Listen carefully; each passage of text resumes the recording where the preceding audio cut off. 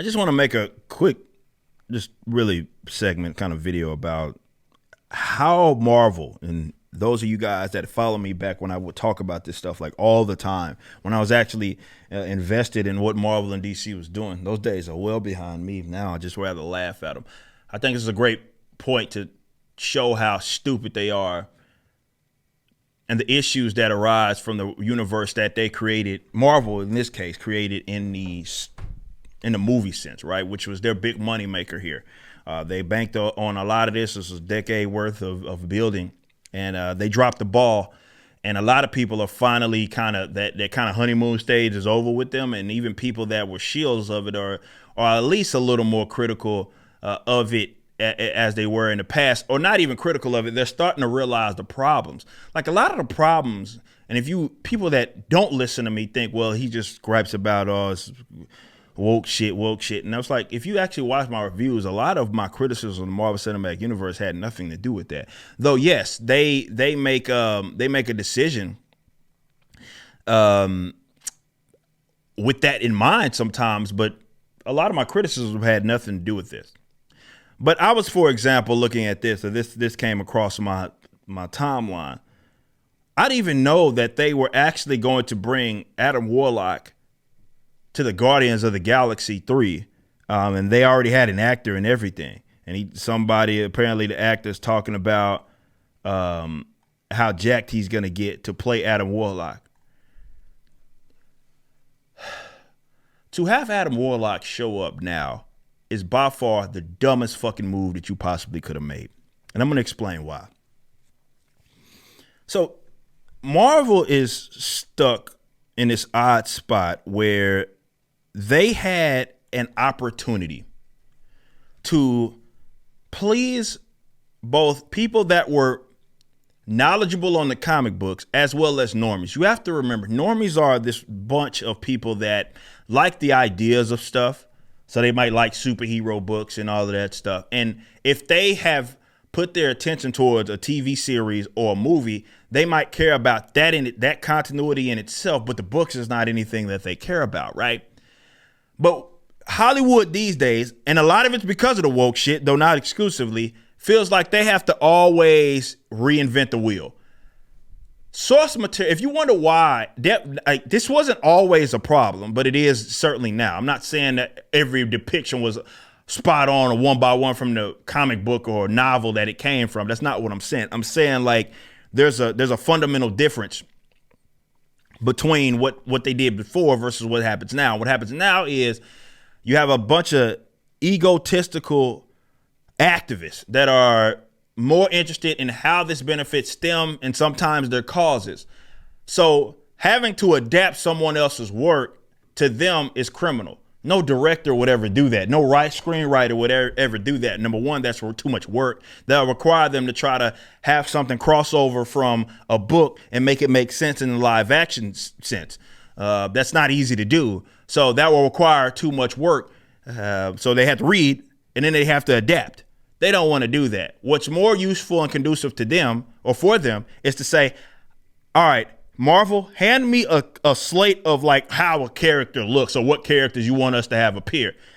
We don't care about the histories, just what their names are, kind of loose attachments, and we'll kind of fucking do whatever the hell we want from them. Okay? And that's exactly what they did. You see, a lot of y'all seem to forget that even the main storylines prior to what we have now, this next phase, or this phase that we are in, the main storylines of the primary Avengers were all, albeit some loose, depictions of what had already happened in the books. Whether it be the Age of Ultron, whether it be what we have in the most prominent part, the climax, was the Infinity War. Which all that is basically a version of the Infinity arc, Infinity Gauntlet arc, more so. So in the previous Guardians of the Galaxy movies, I think it was both of them, if I'm not mistaken. You had Aisha, right? She was in that one, in one of them. And Aisha comes through, and though I still think that part was criminal, where they're like, oh, well, Aisha's like, I created Adam Warlock type of situation, though she doesn't say his name. She says, she mentions what she'll call him or whatever, and Adam Warlock obviously is Adam Warlock, and he's in this kind of cocoon. Okay, so even if you did it that way, you had everything set up for you. For those of you that don't know, I did a Who is Thanos series that you guys can go keep up with. There are two people that you should always associate Thanos with, considering how he came up and who his main adversaries were. Two. One is Captain Marvel, and that's Marvel. Two, Adam Warlock. There is, with either of those people, if you are having some supreme bout, it makes absolutely no sense to not have them the primary centerpiece of those. So you first had, for example, you had the Cosmic Cube arc and all of that with Captain Marvel. And then, of course, you had, like with Adam Warlock, you had the Infinity Gems. And, Adam Warlock, he had one basically that was on his fucking forehead and shit. And then he was trapped in one as well. Like, that is a layup. So if they were going to introduce Adam Warlock, what made the most sense for him was to be the guy that was going to take down Thanos, much like he had a primary role in doing the Infinity Gauntlet arc, which is not that long of a series. You guys can go certainly watch that. That dealt with, if you wanted to get caught up, you can go through like the Thanos quest or how he, these Infinity Gems. Of course, he's doing all this for Death, Lady Death, that is. And they don't bring her up at all. He's doing it now. He's like this kind of Malthusian shit. It's not really that he's doing this for Death, which is, again, another way that they had dropped the ball. They easily could have introduced her, because it's always cool when you have this uber prominent villain, but this uber prominent villain that's so scary is answering to someone else or doing something on behalf of someone else. That could have been Death. It should have been Death, but they didn't do that. They didn't even bring her up. She's not even fucking mentioned. So they could have brought Adam in. They could have used Captain Marvel. Like, if they were going to. So this is what I think happened. I think what happened is at some point, and I think maybe it was Wonder Woman. I'm not saying that they didn't have the idea that they were going to bring Captain Marvel, the chick, Carol Danvers, into the Marvel Cinematic Universe. But I think her prominence was something that was a pivot at the last minute. Because if you think about it, her introductory makes no fucking sense. The fact that she was gone this long, they still haven't answered that at all. It was like, well, I wasn't here fighting on Earth, even though I got my memory back and I understand I've missed all this time. I'm not back on Earth because y'all already had heroes. What? That was the excuse that they gave. And then they just moved on like that was that was a good enough excuse. I think her introductory was last minute, and I think it was something that the top dog's like, I don't care how you get her in there. We have as much eyes on our brand as we are ever going to have. Put her in there, and I don't care how you figure it out. And so they were like, all right, we'll just say it's she was from the past. We'll have this story in the 90s and shit and all that, and none of that makes any fucking sense considering the trajectory of the Cosmic Cube, and that's where she's gonna get her powers, or whatever they call it, Tesseract or some shit. I don't know what the fuck they call it in the Marvel Cinematic Universe, but yeah, we're gonna have her get her powers from. Then she's just gonna disappear for all these years. Then she's gonna come back, and we're gonna have her come from the fucking sky out of nowhere at the end of fucking Endgame or whatever that was, and have her not even really have a bearing on the outcome of this shit. What would have been the coolest thing, and who that person was that was coming through the sky, it should have been Adam Warlock. They could have played it in a sense that he had a special connection with whatever they might call the Mind Stone or whatever. He had a special connection with that was maybe established off picture, right? And he was coming to basically collect, because you remember during that Infinity Gauntlet arc, he got resurrected anyway. So that could have been a sense of, well, he had a run-in with Thanos in the past. And this is why I said that instead of the Captain Marvel movie, you know what would have been a perfect film to come out?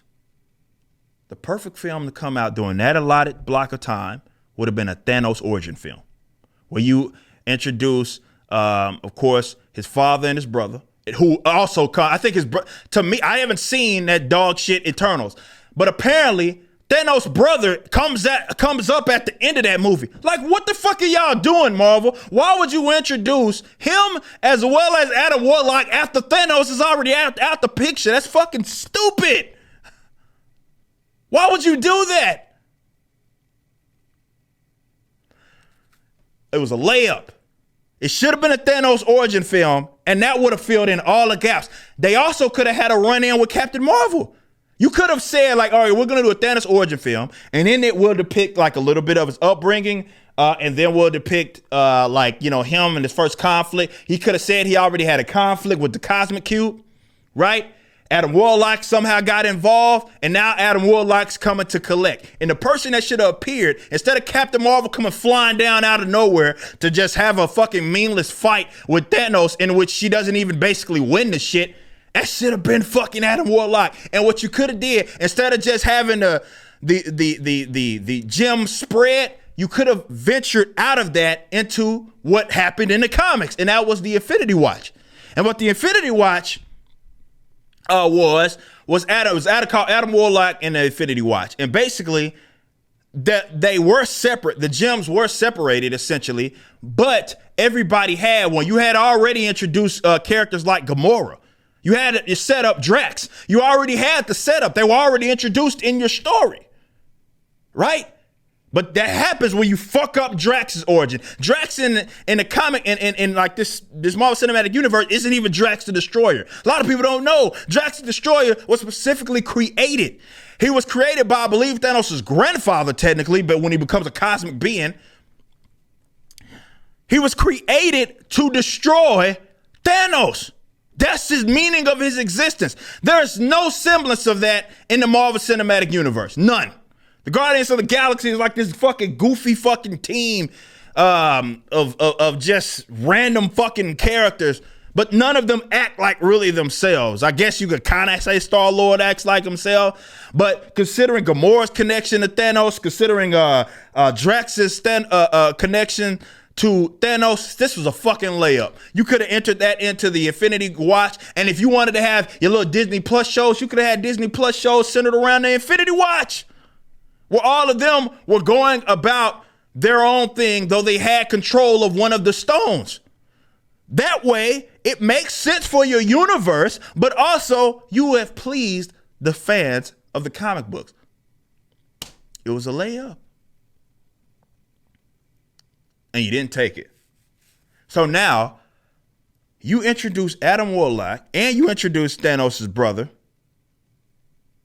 and Thanos is already out of the fucking picture. This is why I said, guys, a lot of the problems, especially the continuity, like Captain Marvel, Carol Danvers' introduction, and don't get me started, y'all know how I feel about what they did to Marvel. Like, that was the most criminal thing that I've ever seen in terms of a live action depiction of a character that I knew.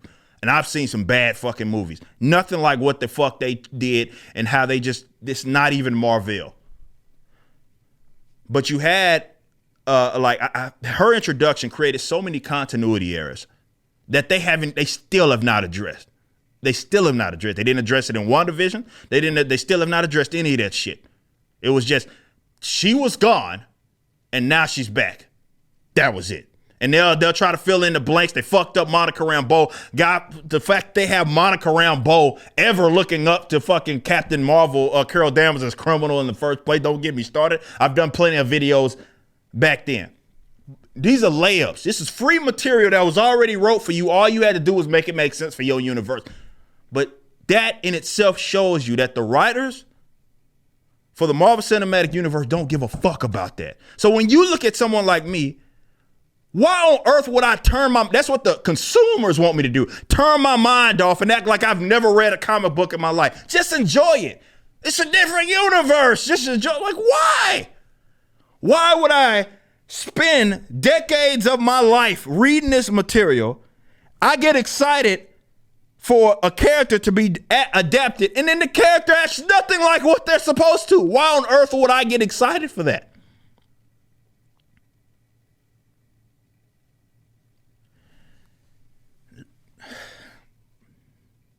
There's no point.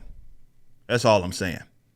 You just listened to a clip from my podcast, For Cannon's Sake, which is live throughout the week at 12 p.m. Central on youtube.com/YoungRipper59 and odyssey.com/@YoungRipper59. Be sure to check out my website, ericdjuly.com, so you can stay up to date with everything it is that I'm doing. You can also become a member and get access to a bunch of cool perks and exclusive content, which includes a social media hub where you can interact with myself and other members. It even has an app that you can get, which is now live in the Google and Apple stores.